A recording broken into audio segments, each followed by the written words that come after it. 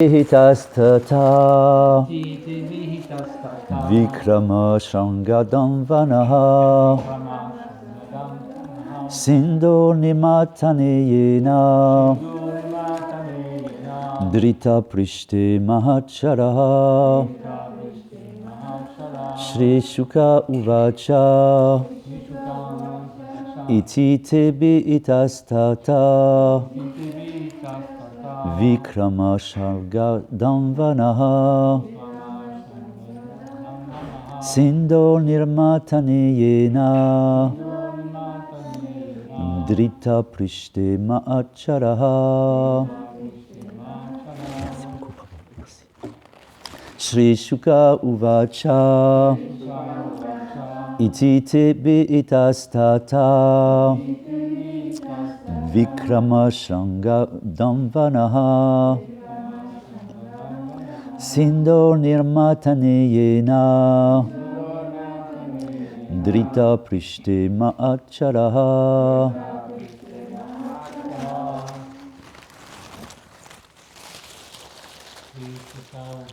Shri Shuka Uvacha Iti Tebi Itastata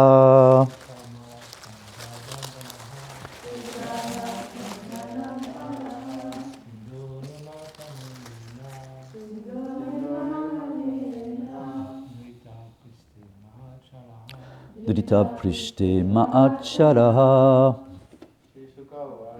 Shri Shuka Uvacha Iti Tebi Itastata Vikrama Sangavandanaha Sindho Nirmataneyena Drita Prishte Mahacharaha. Mataji Iti Tebi Itastata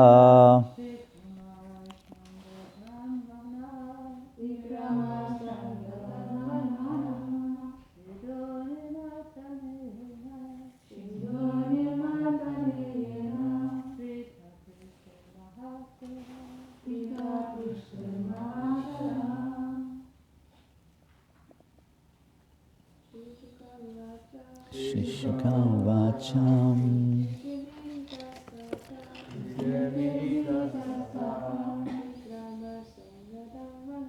Vikrama Sangaptam Vanaha Sindho Nirmataneyena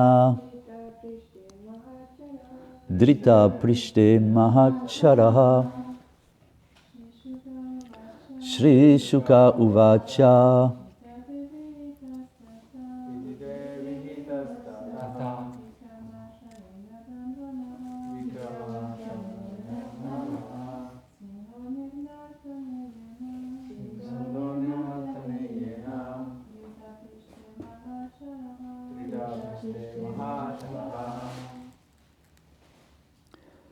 Shri Shuka Uvacha Shri Shukadev Goswami dit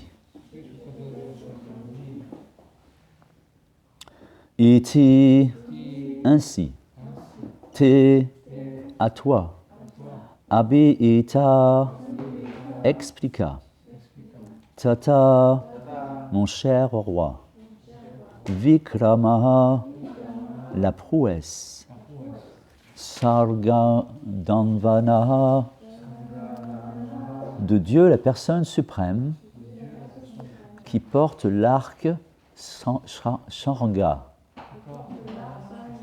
Sindho de l'océan de lait Nirmatane dans le barattage Yena par qui Drita fut tenu Prishte sur le dos Mahachara la grande montagne.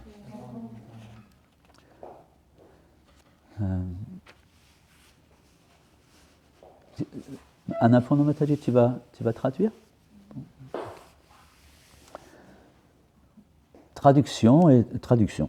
par sa divine grâce chez le Prabhupada, Shukadev Goswami dit « Mon cher roi, la personne qui porta la montagne sur son dos pour le barattage de l'océan de lait est ce même Seigneur suprême connu sous le nom de Shargadamba, dont je t'ai relaté les prouesses. » Verset suivant, il n'y a pas de teneur reportée, on va lire les versets suivants.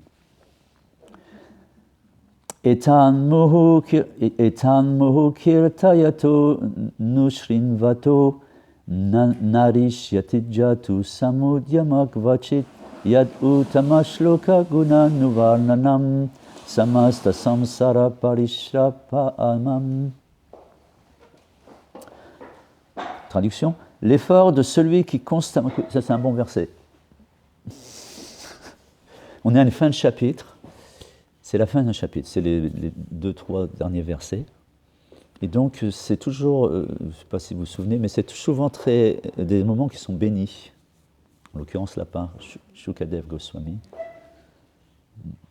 L'effort de celui qui constamment écoute ou raconte ce récit du barattage de l'océan de lait ne sera jamais vain.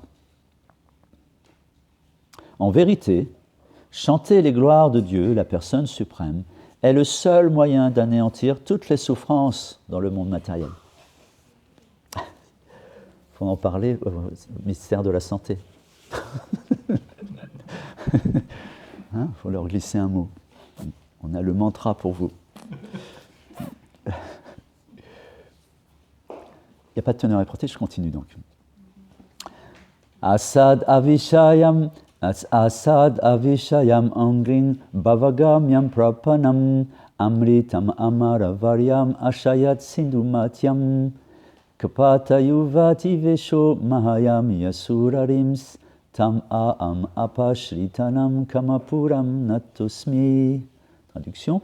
Apparaissant sous les traits d'une jeune femme et troublant ainsi les asuras, Dieu, la personne suprême, distribua à ses bhaktas, les devas, le nectar extrait lors du barattage de l'océan de lait. À ce Seigneur suprême, qui toujours exauce les désirs de ses dévots, j'offre mon respectueux hommage. Teneur est portée. Dieu, la personne suprême, nous montre clairement quel est l'enseignement à tirer de ce récit du barattage de l'océan de lait. Bien qu'il soit également disposé à l'égard de tous les êtres, à cause d'une affection naturelle, il favorise néanmoins ses dévots.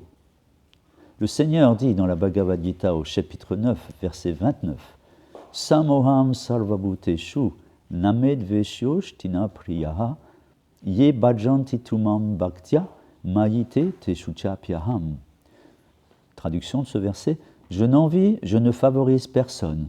Envers tous, je suis impartial. Mais quiconque me sert avec dévotion vit en moi, il est un ami pour moi, comme je suis son ami. »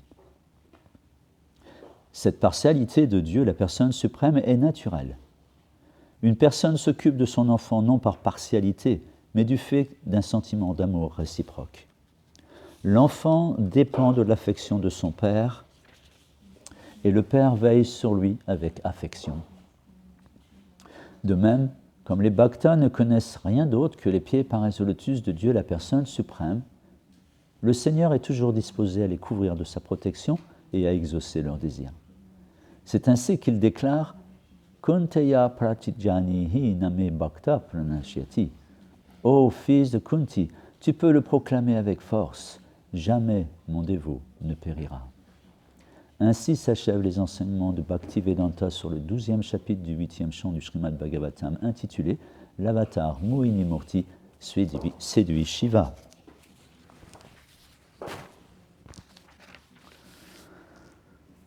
Om Agyanatimirandasya Gyananjana Salakaya Chatsurunmiritam Jena Tashme Shri Gurave Namaha Sri Chaitanya Manobishtam Shtapitam Jena Bhutare Svayam Rupa Kadamayam Dadati Swapadantikam Vandeham Sri Guru Sri Juta Padakamaram Shri Gurum Vaishnavam Cha Shri Rupam Sagrajatam Sahagana Ragunatam Vitam Tam Sajivam Sadvaitam Savadutam Parijana Saitam Krishna Chaitanya Devam Shri Radha Krishna Padam Sahagana Lalita Shri Vishakam Vitamsha E Krishna Karuna Sindhu Dinabandhu Jagatpate Gopesha Gopika Kanta Radha Kanta Namostute Tapta Kanchana Gaurange Radhe Brindabaneshwari Vrishabhanu Sute Devi Pranamami Hari Priye Vanchakarpatarubhyascha Kripa Sindhubhyahevacha Patitanam Pavanebhyo Vaishnavibhyo Namo Namaha Jaya Sri Krishna Chaitanya Prabhu Nityananda Shri Advaita Gadadhar Srivasadi Gaura Bhakta Vrinda Hare Krishna Krishna Krishna Hare Hare Hare Rama Rama Rama Hare Hare. Jai Shri Krishna. Donc voilà, d'où l'intérêt de venir à la classe du Srimad Bhagavatam. On a les bénédictions des grands sages, en l'occurrence Srila Shukadev Goswami, non des moindres. Et c'est marqué comme dans le marbre, c'est éternel, c'est des bénédictions éternelles. Elles sont non seulement le mérite d'avoir été prononcées par un saint homme, saint, plus que saint, à l'image de Dieu, mais en plus ça a été depuis des milliers d'années parcouru par mains et mains autres dévots qui l'ont renforcé en bénédiction en ce sens. Shukadev. Shuka, c'est le perroquet en fait. Shuka qui répète, mais il a cette spécificité, ce Shuka, c'est que quand il répète, il rajoute son humeur, son goût. Il ne répète pas juste, il met en plus son assimilation du verset. Dans notre cas, dans le cas de Shukadev Goswami. L'effort de celui qui constamment écoute ou raconte ce récit du barattage de l'océan de lait ne sera jamais vain. En vérité, chanter les gloires de Dieu, la personne suprême, est le seul moyen d'anéantir toutes les souffrances dans le monde matériel.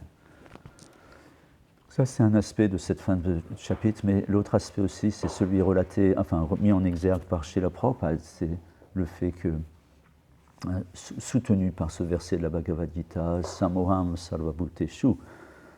Je n'envie, je ne favorise personne, envers tous je suis impartial. Mais quiconque me sert avec dévotion vit en moi.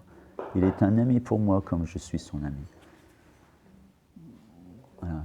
Phrase toute simple, sans grande jonglerie intellectuelle, très simple, mais qui vont droit au but, directement au point. Krishna, il est le Père de tous les êtres, à ce titre, naturellement, il n'envie personne et ne favorise personne en particulier, il est égal envers tous les êtres. Je suis impartial, Krishna dit. Égal envers tous les êtres, parce que tous sont ses enfants. Mais celui qui me sert avec amour et dévotion, mais quiconque me sert avec dévotion, vit en moi. Et je vis en lui. Je suis un ami pour lui et il est un ami pour moi. C'est extrêmement important. Parce que quand on a un ami comme Dieu, la personne suprême, nos problèmes sont réglés. C'est pour ça que Krishna dit, et Prabhupada le reprend dans cette teneur et portée, qu'il satisfait les désirs de ses dévots. C'était dans le verset aussi. À ce Seigneur suprême qui toujours exauce les désirs de ses dévots, j'offre mon respectueux hommage. On peut donner une image pour illustrer. On peut prendre l'exemple très simple aussi du nuage, le ciel empli de nuages. Et le nuage répand son eau, indifférent sur quoi ça va tomber. Pas que le nuage a choisi l'endroit où il va faire tomber son eau. Il est généreux de son eau. Il la donne à quiconque sera à même d'en profiter. Et cette eau va tomber sur différents endroits. Cette eau va tomber sur la forêt va tomber sur les cultures, elle va tomber sur l'océan, elle va tomber sur le désert, elle va tomber sur les montagnes rocheuses, les pierres, elle va tomber sur la terre fertile. Mais en fonction de là où elle va tomber, elle n'aura pas la même incidence sur l'avenir de cet endroit. Mais l'eau en elle-même, elle fait ce qu'elle a à faire. Ce n'est pas le problème, ce n'est pas l'eau, elle est impartiale. Le nuage, il est généreux, il donne, sans regarder sur qui ça va tomber. Mais en fonction, encore une fois, de l'état, de l'élémentaire en dessous, l'eau sera assimilée et profitable en fonction de comment va se comporter celui qui reçoit l'eau. De la même manière, cette grâce de Dieu, cette miséricorde, elle est omniprésente, omnipotente, omnisciente. On voit, Krishna, il est généreux. Il n'est pas avare de sa grâce, du tout. Pas du tout avare. Il est généreux. Pourquoi il est généreux? Parce qu'il aime. Et tout être qui aime est généreux. Et on a déjà vu comment bhakti, c'est service de dévotion. Et quand on aime, quand on a de la dévotion pour quelqu'un, naturellement, automatiquement, systématiquement, on sert. C'est indissociable. C'est indissociable. D'ailleurs, sur le plan matériel aussi, on le voit. Lorsque, entre guillemets, on aime le gâteau, on va servir nos sens. Naturellement et presque automatiquement aussi, on va être attiré par l'objet de convoitise de nos sens. Mais là, on va parler d'un niveau plus intéressant, celui du cœur. Parce que là, on voit Krishna, quand il parle, Samoram Sarvabhuteshu, dans ce verset, mais aussi dans le verset qu'on vient de voir, cité par Shukadev Goswami. Krishna, il montre sa générosité parce qu'il l'aime. Et il ne le cache pas. Pareil, ce n'est pas quelque chose qu'il cache. C'est flagrant, c'est très évident. C'est très manifeste, en fait, cette générosité. Elle est d'abord, on peut l'analyser d'un point de vue matériel, mais on peut aussi, lorsque l'on veut en savoir un peu plus sur ce personnage exceptionnel, voir cette générosité aussi spirituelle, et particulièrement spirituellement.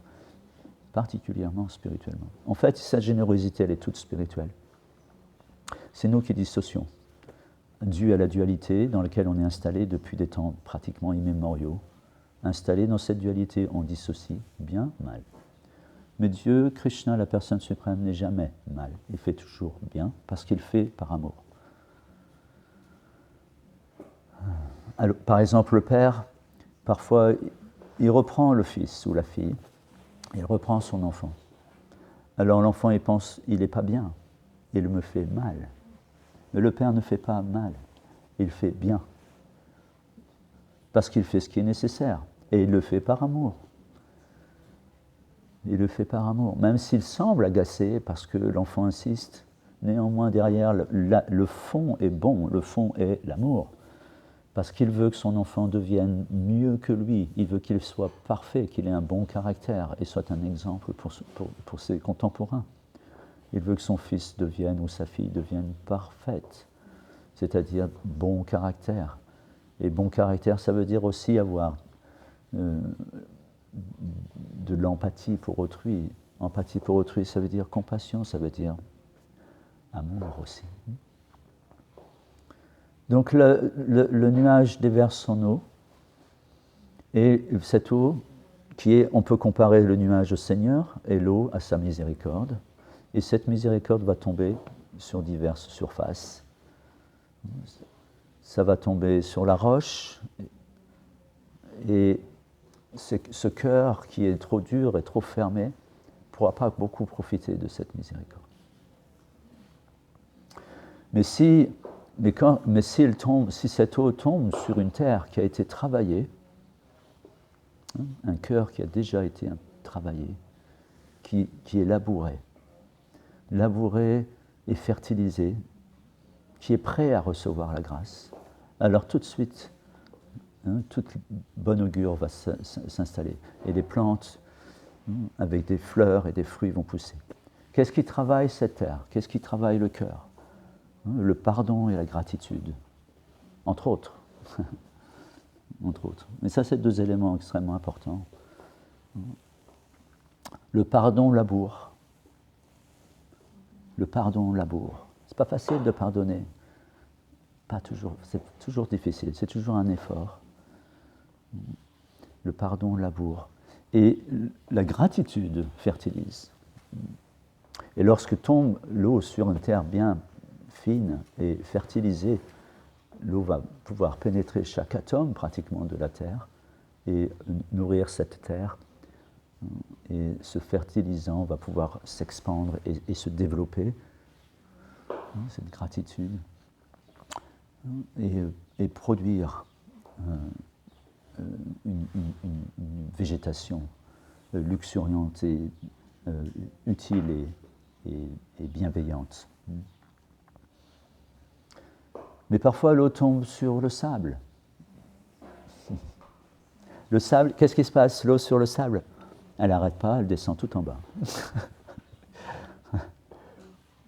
Ça, c'est les cœurs qui sont établis dans la connaissance, qui pensent, je sais déjà, je suis déjà très avancé. Alors cette grâce-là, ils ne peuvent pas la... C'est bien, l'eau pénètre bien, mais elle peut pas, elle n'est pas retenue. Elle ne reste pas, elle n'est pas retenue. Elle ne fait que passer. Et donc, il n'y a pas aucun bénéfice. Pas sans bénéfice. Après, il y a les cœurs qui sont comme l'argile. Alors l'eau, elle reste au-dessus, à la surface de l'argile. Ça paraît être une bonne terre. Ça paraît être de la terre, c'est pas de la roche. Mais pareil, c'est imperméable. Imperméable à la grâce. La grâce tombe, elle est là, mais imperméable. Ça veut dire, c'est quoi? C'est la personne ne reconnaît pas la grâce. Elle ne le voit pas. Elle ne voit pas cette grâce. Et de ce fait, la néglige et en mésuse. Et lorsque le soleil apparaît, parce qu'elle est restée en surface, cette eau, elle disparaît. Elle n'a pas profité, la terre n'a pas profité, à cause de cette argile qui est étanche à la grâce, étanche à l'eau. Un sol argileux est très mauvais sol pour faire la culture de quelque plante que ce soit. Donc voilà, c'est important de comprendre que c'est pas un manque de générosité du Seigneur. Parfois, on cherche la miséricorde immotivée. On prie pour la miséricorde immotivée. On prie pour recevoir la grâce de Dieu. Mais elle est déjà là. Elle est déjà là. Le Srimad Bhagavatam exprime ça en maintes et maintes fois. Comme là, c'est exprimé là. Krishna, il a une affection naturelle pour tous les êtres. Ça, c'est ce que dit Srila Prabhupada. Bien qu'il soit également disposé à l'égard de tous les êtres à cause d'une affection naturelle. Krishna, naturellement, il est affectionné à l'égard de tous les êtres, comme un père bienveillant. Il ne haït personne. Il est égal avec tous les êtres. Il ne haït personne. Par contre, les êtres haïssent Dieu, veulent tuer Dieu, éliminer Dieu, supprimer Dieu, démontrer qu'il n'existe pas. Tuer Dieu. Ils cherchent à tuer Dieu. Il y en a plein qui ont essayé. Physiquement, vraiment, réellement. Aujourd'hui, c'est la science ou la politique, le business. Ça, c'est ceux qui veulent tuer Dieu aujourd'hui. C'est toutes ces personnes, très souvent. Mais il y a aussi des ennemis de Dieu. Jarasandha, Hiranyakashipu. Déterminés, extrêmement puissants aussi. Kamsa, déterminé, va éliminer Dieu, tuer Krishna. Mais en vain. Mais néanmoins, ils existent. Voilà. Dans ce monde, le monde matériel, il y a des êtres qui ne veulent pas de Dieu. Parce qu'ils ne veulent pas de Dieu. Pourquoi ils ne veulent pas de Dieu? Parce que, très certainement, parce qu'ils ont oublié qui il est. Ils ont oublié qui il est. Et comment on oublie Dieu? On oublie Dieu en ne pensant plus qu'à soi. Parce qu'ils sont extrêmement égocentriques, centrés sur eux-mêmes, à cultiver leur indépendance, leur liberté, leur amour d'eux-mêmes, à cultiver constamment, seconde après seconde. Ça, c'est intéressant à analyser. On peut voir, si on analyse un petit peu, introspectif, faire peur un peu introspectif, si on se regarde, on fait preuve d'introspection, un moment X, un moment X dans la journée. Faites l'expérience aujourd'hui, c'est intéressant. D'un seul coup, vous arrêtez la machine, vous arrêtez tout, et vous dites, à quoi je pense là? Je fais quoi? Qu'est-ce que je suis en train de faire? À quoi je pense? Où en est ma conscience? Et si l'on est honnête, et qu'on est vraiment dans l'introspection, une vraie introspection, authentique, alors on va voir, je m'occupe de moi. Je m'occupe de moi. Extrêmement, c'est très, très, très présent, c'est très fort. C'est une pollution, c'est le monde matériel. On l'a créé, on a injecté en chaque molécule de notre corps cette nécessité de moi. C'est extrêmement fort, extrêmement puissant. Extrêmement puissant. Donc c'est pour ça qu'on a besoin de la grâce. Sans la grâce, ça va être très difficile, très compliqué. Très difficile. Très difficile. Surtout de rentrer à haut niveau dans la spiritualité. C'est-à-dire haut niveau. Haut niveau, ce n'est pas géométrique, ce n'est pas une histoire de montée, c'est une histoire d'intensité de conscience, une histoire d'amour en fait. Mais l'amour pour Dieu, ce n'est pas bon marché, ça nécessite de mettre dans la balance beaucoup de poids, de lâcher beaucoup de choses, et surtout ce que l'on doit lâcher, c'est moi. C'est se lâcher soi, se lâcher cette conception corporelle de l'existence, cette conscience matérialiste. C'est ça la conscience matérialiste. La conscience matérialiste, c'est la conscience du moi. C'est la matrice, c'est faite comme ça. On est conditionné de cette manière. Et on nourrit ce conditionnement jour après jour, pas juste jour après jour, seconde après seconde. Chaque respiration qui n'est pas consciente de Dieu, elle est consciente d'autre chose. Elle nourrit l'illusion. Il n'y a que deux choses qui puissent être. C'est soit on est dans la réalité, soit on est dans l'illusion. Il n'y a pas 50 autres solutions. Soit on est dans cette illusion c'est-à-dire affecté par cette énergie et de ce fait être centré sur soi, soit on est dans cette démarche spirituelle, dans l'énergie spirituelle, où on met Krishna au centre de nos pensées, de nos activités, de nos paroles, de nos actes, de toute notre vie, de tout notre être.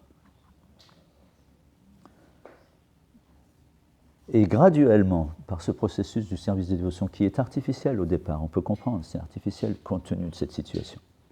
Mais on est de bonne volonté.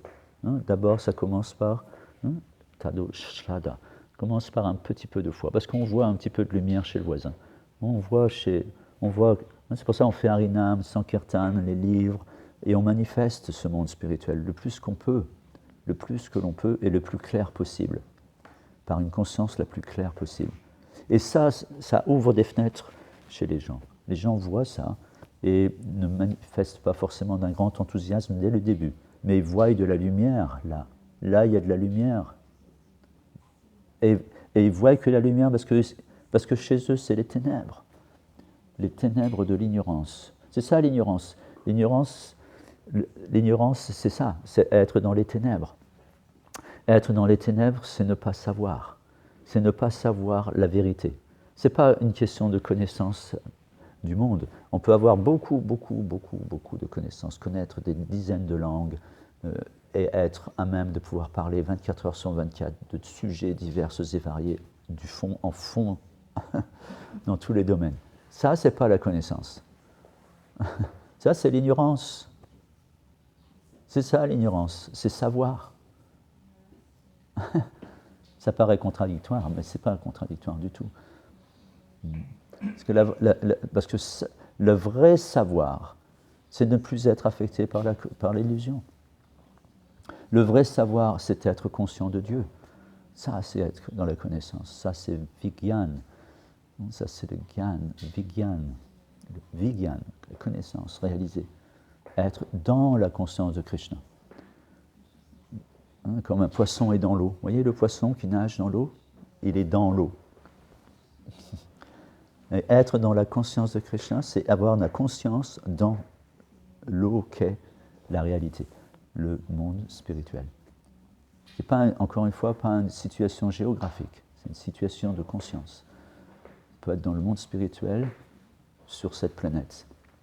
Parce que cette planète, c'est aussi, dans un certain sens, le monde spirituel. Parce que Krishna, il est là. Parfois, on dit la nouvelle Mayapur, c'est le monde spirituel. Pourquoi c'est le monde spirituel? Parce qu'il y a les dévots de Krishna. Et parce qu'il y a les dévots de Krishna, il y a Krishna sous toutes ses formes. Ça, c'est le monde spirituel, non? Ou alors, je n'ai pas compris quelque chose?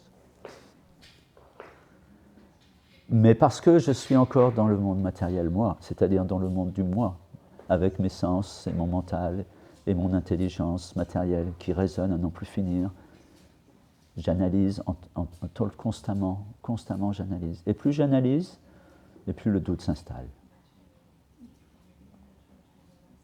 Parce que pour être au-delà du doute, il faut être dans la conscience de Krishna. Une fois qu'on est dans la conscience de Krishna,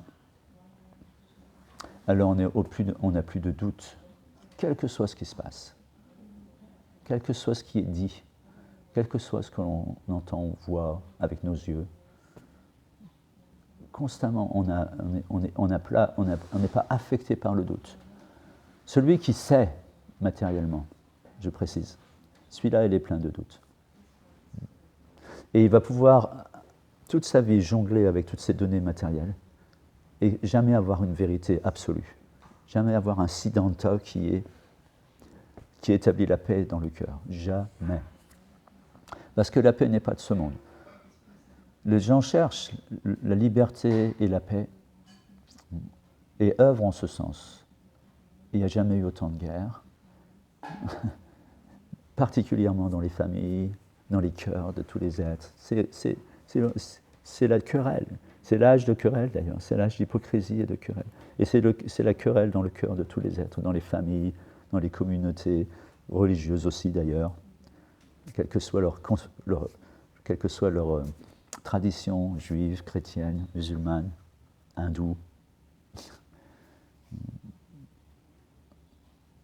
Alors, il n'y a que la conscience de Krishna. C'est expliqué ici. En vérité, chanter les gloires de Dieu, la personne suprême, est le seul moyen d'anéantir toutes les souffrances dans le monde matériel. Parce que la querelle, c'est une souffrance. On veut être l'ami de tous les êtres et on aimerait que tout le monde soit notre ami. Il n'y a qu'un dévot qui peut faire ça. Il n'y a qu'un dévot. C'est quelqu'un qui est dans la conscience de Krishna. Ça veut dire au-delà des dualités. Pas affecté par l'état des autres, par l'état de conscience des autres. Pas affecté. Pourquoi il n'est pas affecté? Parce qu'il ne voit plus les différences? Non, ce n'est pas qu'il ne voit plus la différence. C'est qu'il est en paix avec lui-même, parce qu'il est en paix, parce qu'il est dans la conscience de Dieu. Il vit en moi et je vis en lui, Krishna dit. Mais quiconque me sert avec dévotion vit en moi. C'est très important à comprendre. Ces trois mots insignifiants et qui peuvent passer. Et en fait, ça, c'est la vérité absolue. Krishna dit, il vit en moi. Ça veut dire quoi, vivre en moi? Est-ce qu'on vit dans Krishna? Non, on vit dans la conscience de Dieu. Krishna, il n'est pas matériel. Et il n'est pas matériel. On peut être à côté de Krishna et ne pas le voir. Et on peut ne pas être à côté de Krishna et le voir constamment. C'est une question de conscience. Un bon exemple. il y a eu dans le passé un personnage qui a fait énormément d'austérité. Je crois que c'est 60 000 ans d'austérité pour pouvoir voir Dieu, pour pouvoir voir le Seigneur. Et ce personnage, cette personne, a eu le résultat de ses austérités. Il a pris naissance à Vrindavan, à l'époque où Krishna était là. Il était le tailleur de Kamsa. Il faisait des vêtements pour Kamsa. Il était donc sur le marché, il faisait des vêtements, pour Kamsa, entre autres, sûrement. Et Krishna et Balaram le rencontrent et voient ses vêtements, très jolis vêtements, et ils demandent au tailleur, donne-moi tes vêtements. Et le tailleur dit, mais tu prends pour qui là? C'est les vêtements du roi. C'est les vêtements de Kamsa. C'est les vêtements du roi. Ils ne sont pas faits pour toi. Krishna lui a coupé la tête avec son doigt. 60 000 ans d'austérité pour voir Krishna. Krishna apparaît. Voilà, je suis là. Et il ne le reconnaît pas. Pourquoi il ne l'a pas reconnu? Parce qu'il n'a pas servi Dieu. Ça ne sert à rien de voir Dieu si on n'est pas capable de le servir. À quoi bon? La preuve. Mais quand même, il a eu cette bénédiction. Hein. Il n'a quand même pas fait ces austérités-là pour rien. Et il a vu Krishna et il a quitté son corps en voyant Krishna. Dans une totale ignorance néanmoins, mais il a eu le résultat de son sacrifice. Mais c'est un exemple intéressant. C'est très intéressant. Srila Bhaktisiddhanta Saraswati Goswami Maharaj explique, il ne faut pas chercher à voir Krishna. Il faut faire et agir en sorte que Krishna nous voie. On ne va pas à Krishna. Mais Krishna peut nous ramener à lui. Quand lui, il le désire, à tout moment. Et pour lui, c'est peanuts. Pour lui, ça ne demande pas d'effort. Pour lui, c'est rien. C'est rien du tout. On est des marionnettes dans ce monde. Et Krishna est extrêmement sophistiqué et conscient de tout en même temps, au même moment. Il est le créateur suprême, Param Brahman, il est Sarva Karana Karanam, la cause de toutes les causes. Et il peut changer les données en fraction de seconde, il change les données. Donc très important d'avoir l'attitude de dévotion, l'attitude de service à l'égard du Seigneur et de ses représentants, que sont les Vaishnavas. Et de cette manière, on va avoir les bénédictions du Seigneur. Mais bon, ça, le point important dans cette histoire, c'est cette conscience de Krishna. Krishna dit là, c'est clair, net et précis.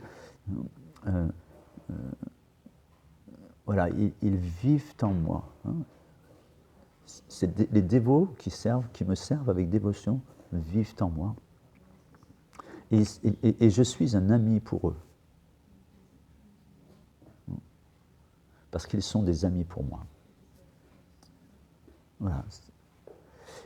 C'est intéressant de comprendre que, enfin, par l'analyse et par l'écoute, par l'étude, l'étude c'est analyser, écouter, essayer de se laisser pénétrer par la connaissance. L'analyser intellectuellement, certes, il va falloir philosopher parce qu'on a besoin de notions pour expliquer les choses à ceux qui n'en sont pas encore à cette histoire de cœur. Et aussi parce que nous ne sommes pas toujours au niveau du cœur non plus. Certes, on l'aimerait, on le désire. Mais c'est important. Il ne faut pas rester au niveau intellectuel. Il ne faut pas juste philosopher, juste pour avoir raison. Parce qu'on n'aura raison qu'un temps. Il y aura toujours un philosophe plus fort que nous. Et alors là, on sera très troublé. Ah bon, je croyais que... Mais quand on a une histoire de cœur, il n'y a plus rien qui trouble.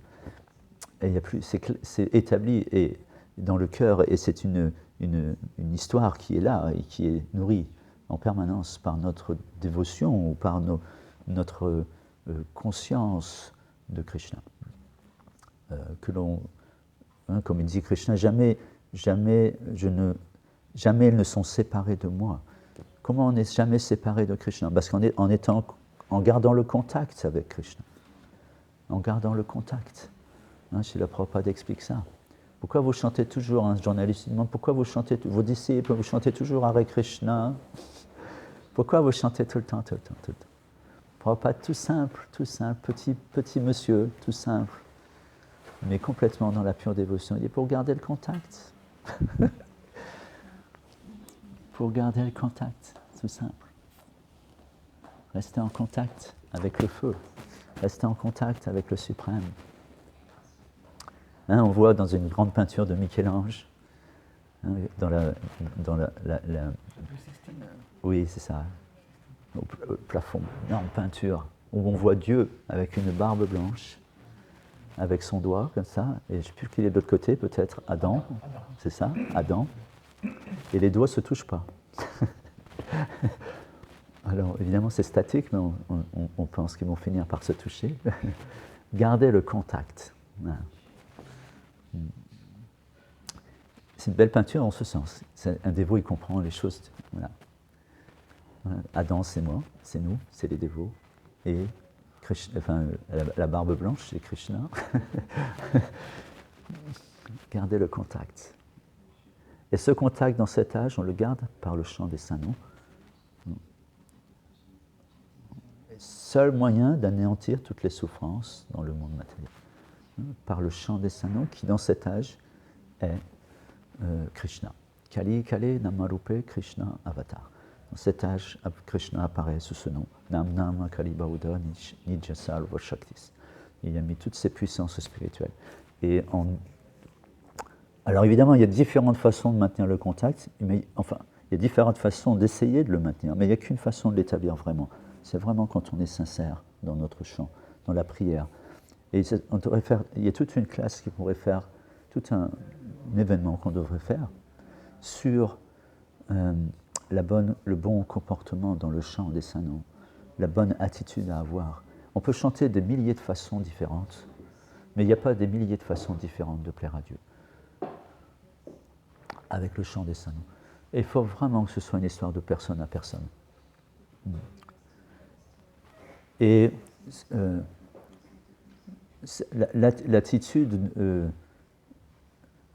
l'attitude qui touche tout être, qui va toucher tout être, et qui va toucher évidemment aussi le Seigneur, particulièrement s'il s'adresse à lui. Et pour la bonne raison. Si je chante juste pour Kama, Moksha, Dharma, Artha, ça va marcher peut-être, probablement ça va marcher, il va y avoir des résultats. Mais Krishna, il n'est pas là. Il n'est pas dans cette histoire, là. Pas directement. Krishna est dans une histoire de cœur, encore une fois. Krishna, il veut que seul me conquiert et me trouble l'amour et la dévotion seul. Seul me conquiert l'amour et la dévotion pure, pardon, excusez-moi. C'est-à-dire Anyabila Sita Sunyam, c'est pas sans rien d'autre, sans rien d'autre, même un peu.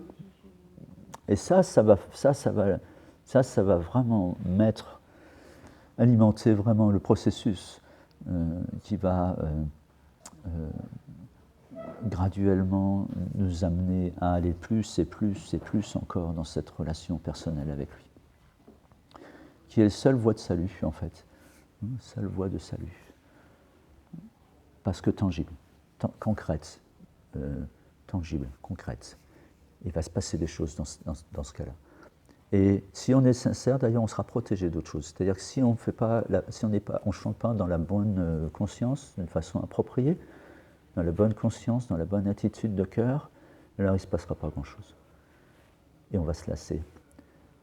Voire même c'est les mauvaises herbes qui vont être arrosées par ce chant de mauvaise qualité. Et on va se demander ce qui se passe. Parce qu'on chante, mais je ne me détache pas, et les anarthas continuent à pousser. Je suis toujours de plus en plus en colère. D'ailleurs, je suis très en colère après Dieu, parce que voilà, j'en suis toujours là. Il ne se passe pas grand-chose. Pourquoi? Qui je suis, de particulier? le tailleur de Krishna, le tailleur de Kamsa a vu Krishna, pas moi. Et pourtant, voilà, je fais, semble-t-il, des efforts. Sauf que je n'ai pas levé l'ancre. Hein, vous vous souvenez de cette histoire du bateau? La famille qui veut aller au mariage. Hein, c'est une histoire que Bhaktisiddhanta Saraswati raconte pour expliquer le point. C'est le soir, et ils ont le mariage le lendemain matin, c'est le mariage. De l'autre côté de la berge du Gange, de l'autre côté un petit peu plus loin, certains. Et donc le soir, ils vont voir un batelier et demandent au batelier, voilà, on voudrait aller à tel endroit, est-ce que vous pouvez nous emmener à cet endroit en bateau la nuit, comme ça on sera prêt pour le lendemain matin, tout prêt pour le mariage. Pas de problème, pour lui c'est pas un problème, il connaît ça par cœur, il sait où il faut aller.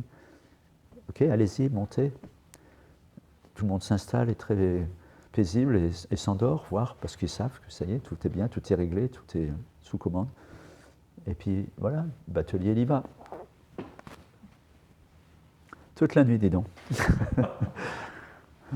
le soleil se lève et les gens se réveillent et constatent qu'ils sont toujours au même endroit. Alors, le batelier était qualifié, il a ramé, il n'a pas dormi, il a ramé toute la nuit. Pourquoi on est toujours au même endroit? Parce qu'on n'a pas levé l'ancre. On a oublié d'enlever l'ancre. Donc Srila Bhaktisiddhanta Saraswati explique ça, il donne cette image, cette histoire pour expliquer qu'on peut chanter, faire voilà, plein d'activités dévotionnelles, semble-t-il. Extérieurement, ça semble être. Extérieurement, il y a le tilak, il y a le doti, il y a le sari, voilà, on chante ceci, on fait cela, on fait un certain... Mais on n'a pas enlevé l'ancre. C'est une des offenses au chant des saints noms. Rester attaché à la vie matérielle, même après avoir compris les enseignements du maître spirituel. Il ne se passera rien, ou pas grand-chose. Voilà, et alors, il arrive un moment, c'est fatigant, et on peut comprendre. C'est lassant, après 10 ans de ramage, 10 ans à ramer, ram, 10 ans plus tard, d'ailleurs, il y en a qui give up assez, c'est rare, relativement rare, les dévots qui passent les 10 ans. Parce que, ou alors il faut qu'il y ait une autre motivation. Mais ça, voilà, parce qu'il arrive un moment où bon, voilà, ça ne marche pas.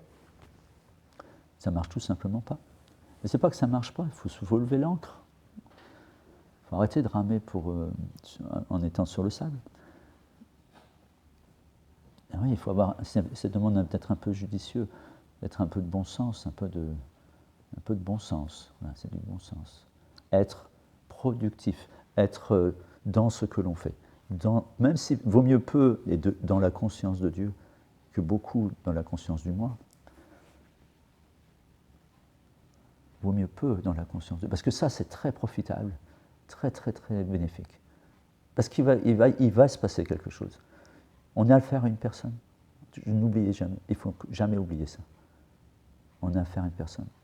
Si je donne à une personne, cette personne le va prendre. Et elle est avec la chose après. C'est plus pareil. Il y a une différence. Vous comprenez? Entre nous, peu importe à qui je m'adresse, si j'ai une intention heureuse à cet égard de cette personne, elle ne peut pas rester. Elle a un problème sinon, parce qu'elle est avec la chose maintenant. Elle est avec cette attention de l'autre, cet égard qui est là, qui est sincère, particulièrement s'il est sincère. S'il y a du cœur dedans, l'autre c'est difficile, ou alors c'est un cœur, on a vu, de pierre ou de sable ou d'argile, il n'y a rien qui passe. Et alors à ce moment-là, il ne se passera jamais rien. Mais ce n'est pas le cas de Krishna, il n'est pas comme ça. Donc et en plus Krishna, il connaît le présent, le passé, l'avenir, il est conscient de toutes ces données-là, et sait où on en est. Donc si on arrive à donner un grain de sable avec dévotion au Seigneur, le grain de sable, qui est le support de notre dévotion, le grain de sable en lui-même, il n'en a que faire, mais la dévotion qui est dedans, Krishna, il va tout de suite capter la chose et comprenant la situation, comprenant qui je suis, où j'en suis, il va réciproquer avec ça. Il va envoyer l'énergie nécessaire, une énergie d'amour, bienveillance, sous une forme ou sous une autre, que je vais forcément reconnaître, forcément, parce que c'est pas de ce monde. Et là, le bonheur est, voilà, le bonheur, il est là. Et surtout, ça nourrit la relation. Tout de suite, on sent la réciprocité. Là, il y a tout de suite, ça y est, là, voilà, il y a une personne de l'autre côté. Enfin, j'ai un contact. Et maintenant, je vais cultiver ce contact. Non, je vais entretenir cette relation.